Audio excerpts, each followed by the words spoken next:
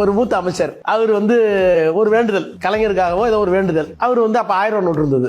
அந்த 1000 நோட்டை என்ன பண்ணுறாரு, அம்மாட்ட கொடுத்து, அம்மா இந்த தலைவர் பையில வச்சிருங்க, அது உண்டியலுக்கு போகணும், காணிக்க வேண்டியிருக்கேன், நேர்த்தி கடன் வேண்டியிருக்கேன்னு ஒரு 1000 நோட்டை கொடுக்குறாரு. தலைவர் அவங்க வந்து அம்மா வந்து பாக்கெட்டில் வச்சுருப்பாங்க, என்னன்னு கேட்குறாரு. இல்லை உங்கள் பாக்கெட்டில் இருந்து அப்புறம் எடுத்துக்கிறேன்ட்டாங்க. நானும் உட்காந்துருந்தேன். அவர் மூத்த அமைச்சர் நின்றுட்டு இருந்தார். ஒரு அரை மணி நேரம் காஃபி வந்துச்சு. இதுக்கு இது இல்லை, அரை மணி நேரம் கழிச்சு இதை பேசிக்கிட்டு இருந்தோம். வந்த உடனே தெரிஞ்சுக்கிட்டார் அவர் அங்கே நிற்கிறாரு.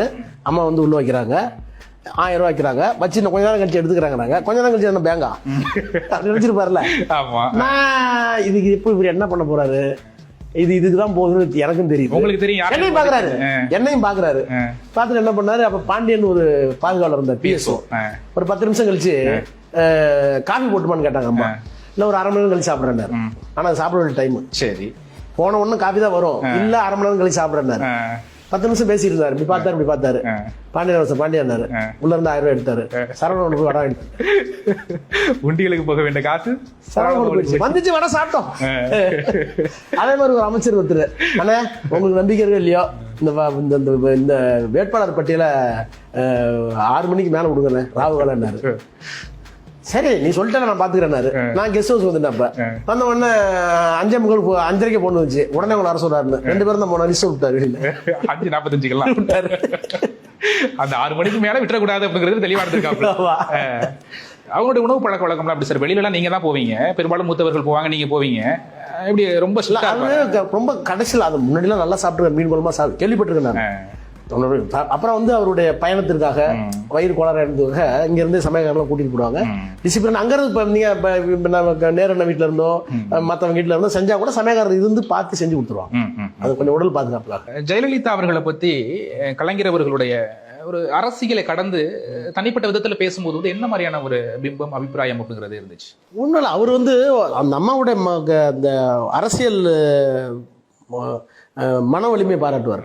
தைரியமான முடிவுகள் எடுக்கக்கூடியவங்க அப்படிங்கிறதுல சில நேரங்கள் வந்து அவங்களுடைய மன உறுதியை பாராட்டுவார். ஒரு பெண்ணாக இருந்து அது மாதிரி எடுத்துக்காட்டு சொல்ல முடியுமா உங்கள்கிட்ட பகிர்ந்துகிட்டது?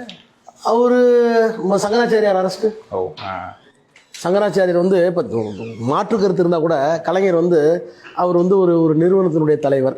இந்து மதத்தை நம்ம ஏற்றுக்கிறோமோ இல்லையோ, அது நடந்ததா நடக்கலையா, அது அந்த மாதிரிலாம் ஒரு மாதிரி ஒரு அதாவது கொஞ்சம் அதாவது மனித நேயம் கலந்த ஒரு இலக்கம்னு சொல்லலாம்.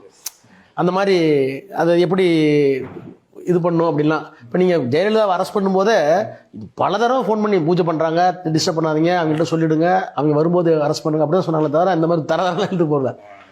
அப்போ வருத்தப்பட்டாருன்னு கூட கேள்வி போட்டிருக்கோம். அந்த மாதிரி சொல்லிட்டு கூட இருக்கிறவங்கள்ட்ட வேற வழி இல்லை, ஏன்னா ஹைகோர்ட் சொல்லிடுச்சு அரெஸ்ட் பண்ணுங்கன்னு சொல்லிடுச்சு. ஏன் என்ன அரெஸ்ட் பண்ணாமல் இங்கே கேட்டுச்சு. அப்போ அவ்வளோ கொடுத்த நம்ம பூஜை பண்ணி எல்லாம் பண்ணி முடிஞ்ச பிற்பாடு நீங்கள் எப்போ கம்ஃபர்டபுளோ அப்போ வாங்கன்னு சொல்லி தான் கூட்டிகிட்டு போனாங்க. அது மாதிரி அந்த அம்மாவுடைய அதிரடியாக முடிவுகள் எடுக்குதுல்ல, அது அந்த ஒரு பெண்ணுக்கு இருக்கிற வலிமை பத்தி. அதிரடி முடிவு, தைரியம் அப்படிங்கிறது பிடிக்கும். சரியான தப்பு பிடிக்காத விஷயம் ஜனநாயகத்தை மதிக்காம இருக்கிறது.